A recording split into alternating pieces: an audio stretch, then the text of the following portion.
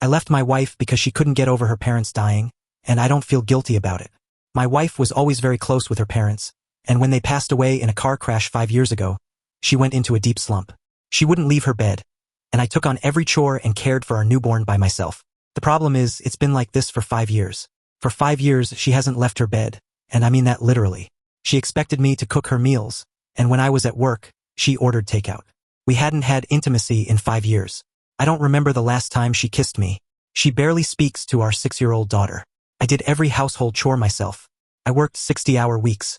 Finally, I worked up the courage and decided to put my foot down about everything for the sake of our kid. For me, and especially for her. I sat next to her on the bed, took her hand gently in mine, and spoke softly. I know it's hard. It's been really hard for both of us, but we can't keep going on like this, stuck in this endless sadness. Our kid misses you. I miss you too. I miss hearing your laugh and seeing your smile. Please, for all of us, can you try to take even a small step forward with me? She looked back at me, and I saw a singular tear fall down her cheek. She squeezed my hand weakly and said, I don't know if I can. I was beginning to lose my patience. I told her she had to get up. She had to. I didn't care how sad she felt. She had to get up. She went silent, and the air felt heavy. Then I said that I couldn't keep doing this alone. I was tired. She told me that I had no idea how it felt to lose my parents and refused to speak to me after that. I yelled, You're seriously telling me I don't understand what it's like to lose someone? You were getting your master's degree. You were studying to be something. While you were in school, I supported you through everything. I paid for your tuition. I paid for the house that we're living in. I worked almost 70 hours a week to put food on the table for us while trying to be there for our kid. Do you remember that during that time Matthew died? My own brother, and I couldn't even attend his funeral because I had to work to put food on our table. When Matthew died, I didn't have time to mop around and stay in bed every day. I had to get up and work even harder for you. For us. I was still here for you when you decided to leave school in the middle of the semester. I still paid for the full class. When you needed therapy, I paid for it. Whenever you needed a shoulder to cry on or someone to be strong for you, I did it. I was there. I was depressed, Liza. I didn't want to get out of bed in the morning. I didn't want to be the only one taking care of Jake, taking him to school every day before I worked a 10-hour shift, and not being able to greet him as he got off the bus. I'm not trying to invalidate your feelings, but after 5 years of grieving, I am tired. Liza didn't say anything. She just looked at me. I asked her if she had anything to say, and she stayed silent.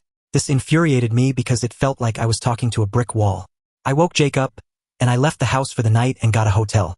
I needed some space away. On the drive there, Jake asked me why Mom wasn't coming with us, and I told him that she would rather stay in bed because she needed some rest. After we left, she kept calling me and texting me. I texted her back that I would see her in the morning, and she sent a text to come back home that instant, but I needed some space from her. I turned my phone on Do Not Disturb, put Jake to bed, and got his clothes ready for school.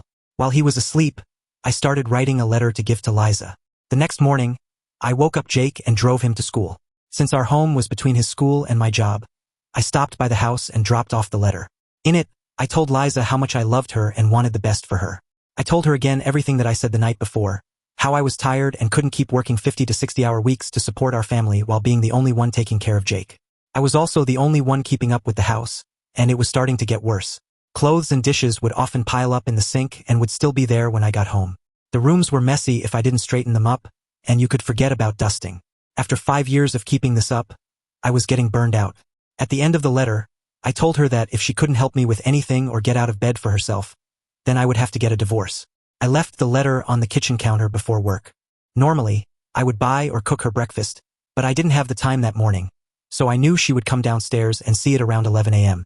While I was at work, Liza called me and was yelling on the phone. She asked me how I could treat her like that after she lost both of her parents. She said now I was making her lose her family. I told her that it wasn't the best time to talk about this and that we could discuss it when I got home. When I got home that night, I was greeted at the door by Liza. This was the first time I saw her out of bed after I got off work in years, but it wasn't a pleasant surprise. She started talking about the letter I dropped off and how I was selfish and a lowlife for wanting to break up our family. She was screaming and throwing things in the living room. She said that I was a failure at being a husband and a dad, and that I would never be half the man her therapist was. She said he let her express herself and didn't judge her like I did. I let her get all of her emotions and words out before I got up, wiped the tears off my face, and, without a word, left the house. I drove around but not to the hotel this time. I drove around the town, trying to clear my head of all the hurtful things she said to me. But under the city lights, all that played through my mind were the last 5 years and the arguments we'd had. I couldn't imagine spending my life without Liza, and I thought about how this could affect Jake. I thought about couples therapy, but between the house, the kids, and only one income, I knew we wouldn't be able to afford both of our therapists. I then began to think long-term. Could I sustain this if she never decided to work again? I decided to drive back home and try to get some rest. I stayed in the guest room that night and don't think Liza heard me come in. I looked over at the clock on the nightstand, and it read 3:24 a.m. I sighed and went to sleep. The next day, it was time to wake up to get Jake ready for school. I had only gotten 3 hours of sleep, and my body felt beyond heavy. I dragged myself to Jake's room, got him ready, and took him to school. On that drive, I decided to call my boss to let him know I couldn't make it in today. I was too tired and felt drained from yesterday. When I returned home, Liza was out of bed again. She was in the kitchen making breakfast. She jumped when she saw me and asked what I was doing at home. I told her I called out because I needed some rest and that I'd be going upstairs to go back to sleep. She had a weird look on her face and said that we needed the money and couldn't afford for me to miss a day of work. But my body ached, and my head was pounding from lack of sleep. I told her I needed rest. She slammed the pan on the stove and said, "Well, go take care of something else around the house." She gave me a huge list of groceries and other things we needed and told me to go shopping.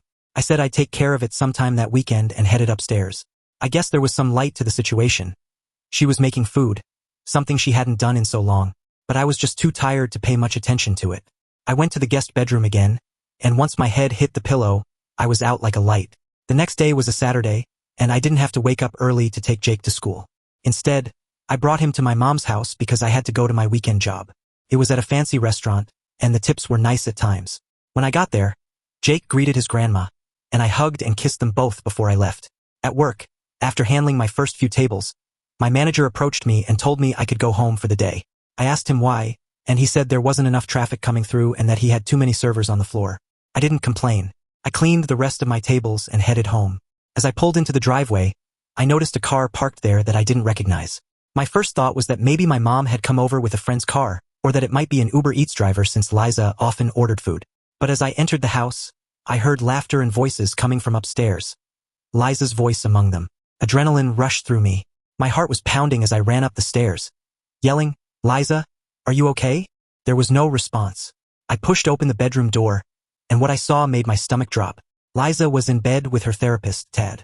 The man I had been paying to help her through her grief for the past 5 years was now the reason my marriage was falling apart. I froze for a moment trying to process the scene. Tad scrambled to put on his clothes, and Liza just sat there, looking like a deer caught in headlights. "How could you do this to me?" I asked her, my voice trembling with a mix of anger and devastation. "After everything I've done for you, for us, for our family?" She stammered, trying to explain. "He was there for me when you weren't," she said. "You were always working, always tired." I felt lonely. I couldn't believe what I was hearing. "Do you remember why I was always working? Why I was always tired? It was for you and Jake. It was so I could keep us afloat while you stayed in bed for 5 years. And this is how you repay me." Liza didn't have a real answer. Tad, now fully dressed, tried to leave the room, but I blocked the door. "You don't get to walk out without explaining yourself," I told him. "How could you do this, knowing I trusted you to help her?" He muttered something about boundaries being blurred and how he was sorry, but his words felt empty. I was too hurt to listen. Finally, I stepped aside and let him leave. I couldn't bear to look at either of them anymore. I walked out of the house, got into my car, and drove to my mom's place. When I got there, I broke down. I told her everything, the years of neglect, the burden of carrying the family alone, and now the ultimate betrayal.